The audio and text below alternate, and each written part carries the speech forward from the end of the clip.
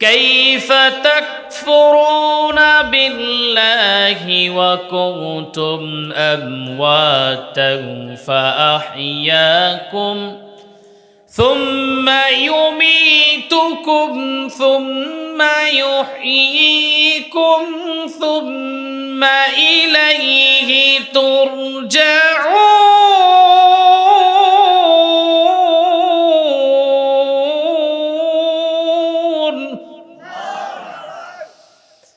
সূরা বাকারার 28 নম্বর এই আয়াতটার মধ্যে আল্লাহ রাব্বুল আলামিন বান্দাদেরকে ডেকে বলেন, শোনো গোলামেরা শোনো, তোমরা কেমন করে আমি আল্লাহরে অস্বীকার করো।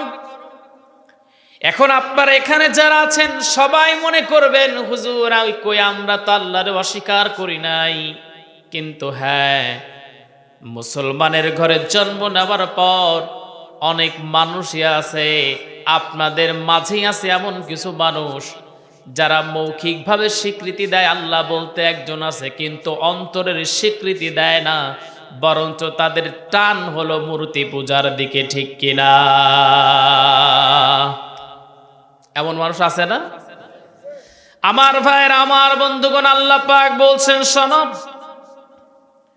সুন্দর করে বলছেন, কুল আরাআইতুম মা তাদউনা মিন দুনিল্লাহি আরুনি মাযা খালাকু মিনাল আরদ আম লাহুম শিরকুন ফিস সামাওয়াত।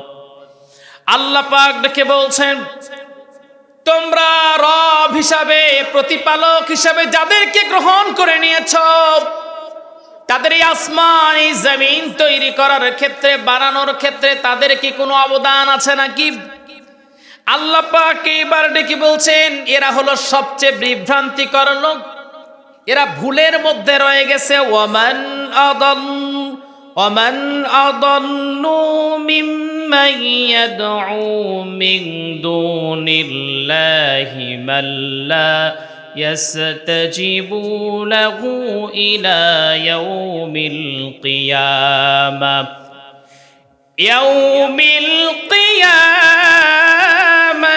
وهم عن دعائهم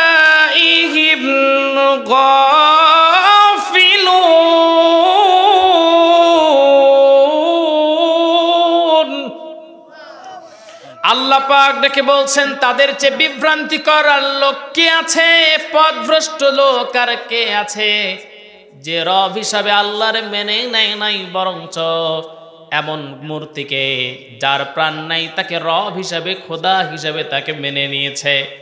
আমার ভাইরা, আমার বন্ধুগণ, মনে রাখবেন আল্লাহ পাক 6 নম্বর আয়াতের মধ্যে বলছেন, অন্যত্র একটা সূরার মধ্যে আল্লাহ পাক বলছেন, শোনো, কিয়ামতের দিন এই সকল মানুষ আর এই মূর্তিগুলোকে একত্রিত করা হবে, এই মূর্তিগুলোর মধ্যে প্রাণ ফুঁকে দেওয়া হবে। দুনিয়াতে কিন্তু মূর্তির মধ্যে কি প্রাণ থাকে? থাকে না।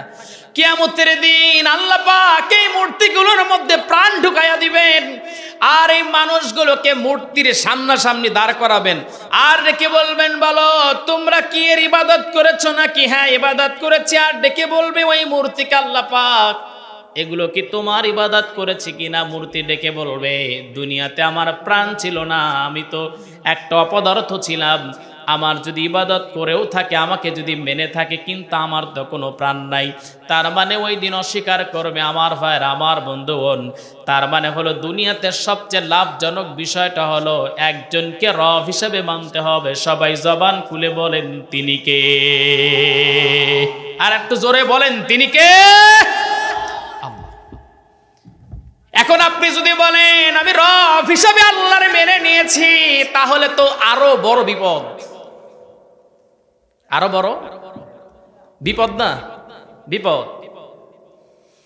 যদি আপনি রব হিসাবে আল্লাহরে মেনে নেন, তাহলে আপনার দায়িত্ব থাকবে আল্লাহর জমিনে আল্লাহর আইনই চলবে। সুবহানাল্লাহ বলতে পারেন নাই? আল্লাহর জমিনটা কার? আমার কথা জমিনটা কার? তাহলে আইন চলবে কার? রব শব্দের 4টা শাব্দিক অর্থ আমি পেয়েছি। রব শব্দের অর্থ হলো সৃষ্টিকর্তা, 2 নাম্বার হলো তিনি লালন পালন কর্তা, তিন নাম্বার তিনি আমাদের মালিক, আর চার নাম্বার হলো তিনি আমাদের আইনদাতা। তার মানে আল্লাহর জাইন, আল্লাহর জমিন, আল্লাহর আকাশ। তাহলে আইন চলবে কার? আল্লাহ। এই কথা বলতে গেলে বলে হুজুর রাজনীতি করেন কেন? আমি কি বাপ দাদা থেকে বানায় নিয়ে আসি নাকি? এই যে কয়েকটা খুঁটির সমষ্টিগতভাবে এই আপনার সামিয়ানাটা হয়েছে, এখন বলেন একটা খুঁটি দিয়ে সম্ভব? এই যে রব শব্দের যে শাব্দিক অর্থগুলো বললাম সব মিলে হলো রব।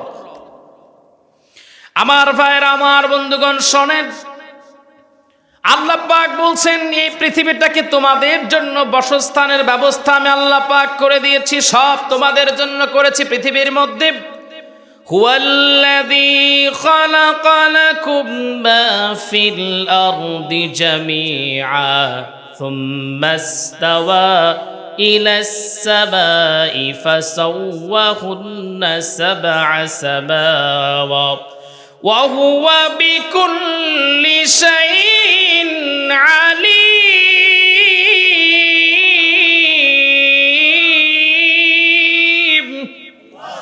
আল্লাহ পাক বলছেন এই পৃথিবীর সবকিছু তোমাদের জন্য আমি আল্লাহ পাক তৈরি করেছি।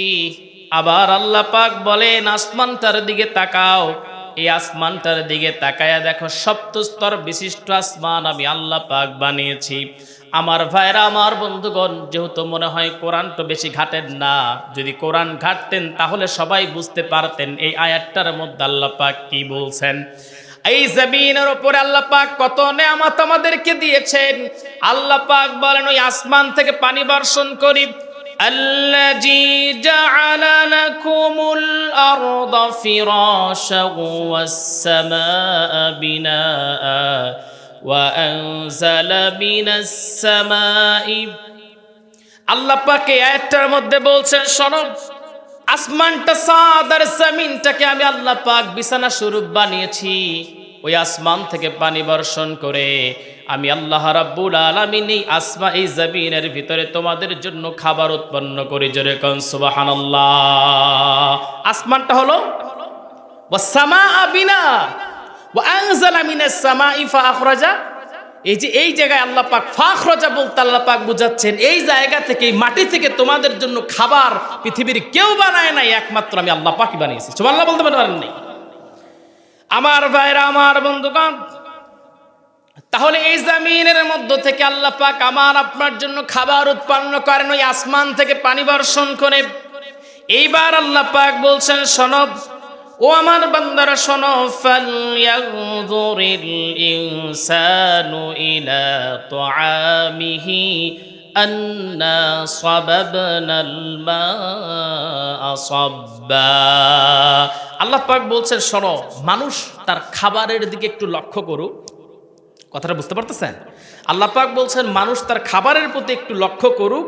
আমি আসমান থেকে প্রচুর পানি বর্ষণ করি।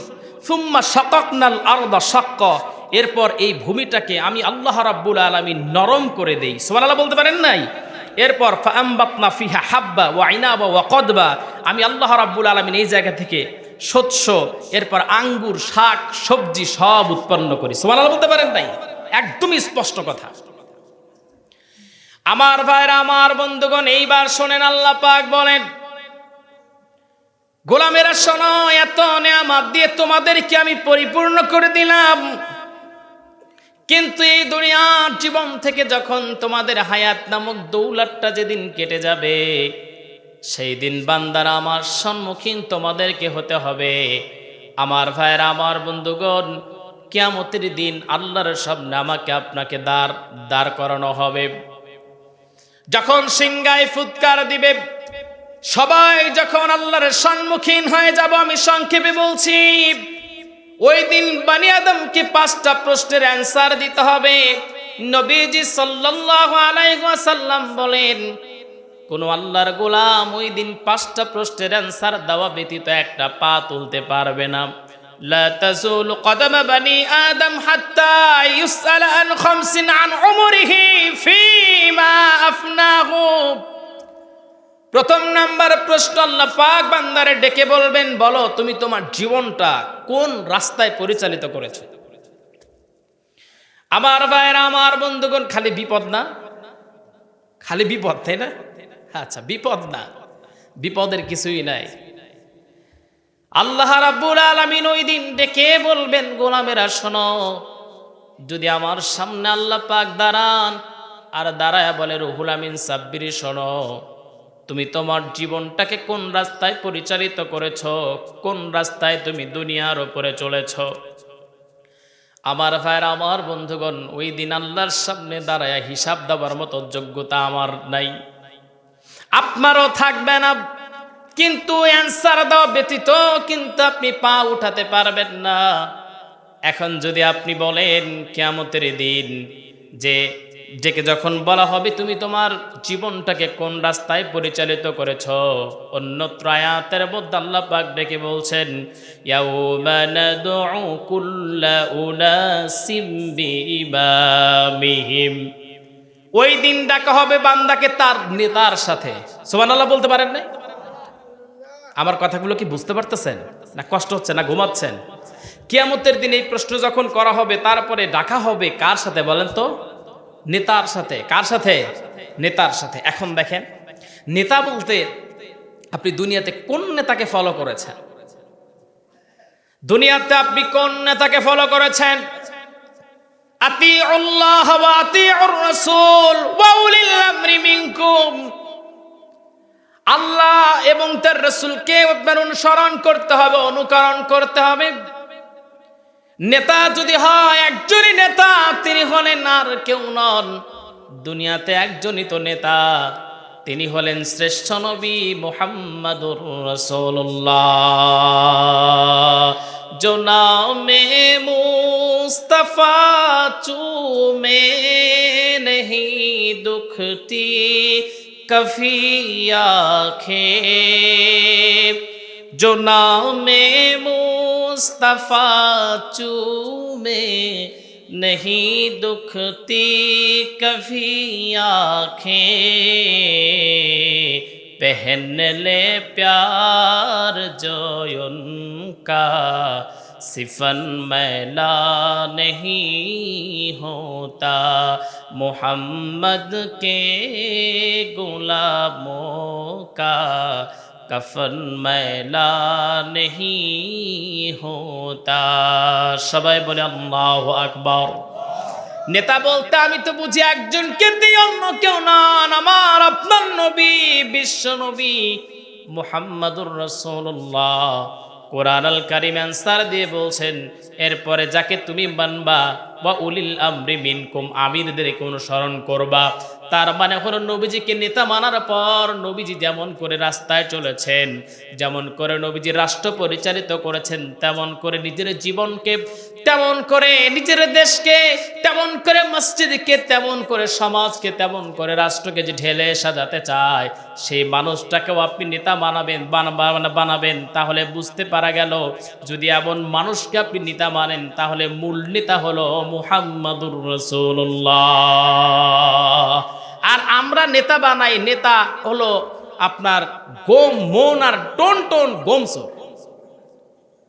জোরে কোন সুবহানাল্লাহ। আছে না? কথা বলতেছেন না কেন? আছে না?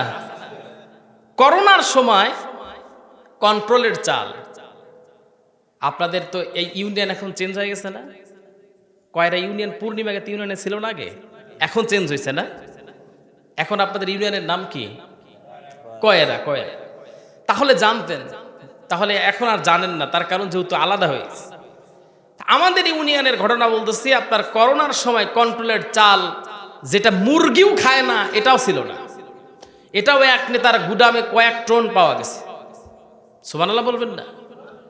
কয়েকজন সুবহানাল্লাহ কইতেছে, একটু মনোযোগ দিয়ে শোনেন। কন্ট্রোলের চাল চুরি করে মায়ের দেয় এমন নেতারে যদি অনুসরণ করেন, কিয়ামতের দিন যদি এই নেতার সাথে আপনি যদি দাঁড়ান, তাহলে আপনার একটু বলেন তো বাঁচার আর উপায় আছে? উপায় আছে? এমন একজন মানুষকে নেতা বানালেন, যে নেতার চরিত্র একদম কুত্তার মতো অপবিত্র, নারী ছাড়া তার ঘুমই আসে না, এমন নেতা আছে না? বিগত সালে ছিল। কিন্তু আমার একটা ফ্রেন্ড, তার বাড়িতে একবার দাওয়াত, মানে আপনার কাজ পড়েছিল। কি কাজ? ওদের আবার আপনার এই যে জানালার যে থাই গ্লাস লাগায় সেই গ্লাসের একটা দোকান আছে। তো দায়িত্ব পড়ছিল, বলে বন্ধু গেলাম লাগাইতে, কারণ আমার তো আর বলার কিছু নাই। তা আমি কাঁচ লাগাইতে গেলাম, আমি আমার কাকা সহ। এখন দেখলাম যে আল্লাহ এই কই আসলাম, এ তো পরো সেই আগের যুগের নর্তকীদের বাড়ির মতো, মেয়ে মানুষের অভাব নাই, এখানে সুন্দর সুন্দর নারীদের নিয়ে আসা হচ্ছে আর মস্তি করা হচ্ছে, যেগুলো আমার চোখে আপনার চোখে পড়ছে না। আমার ভাইরা, এমন নেতার জন্য অনেক মানুষ আজকে ঢাকাতেও গেছে মারামারি করার জন্য। কথা বুঝেন নাই? আমার কথা হলো, অনেকেই বলবেন হুজুর এই জায়গায় আবার এই কথাগুলো বলেন কেন? এই জন্য বলি, সচেতন করি। এমন মানুষকে যদি নেতা হিসাবে যদি মানেন, তাহলে দুনিয়া ধ্বংস, আখিরাতও ধ্বংস হয়ে যাবে, ঠিক কিনা?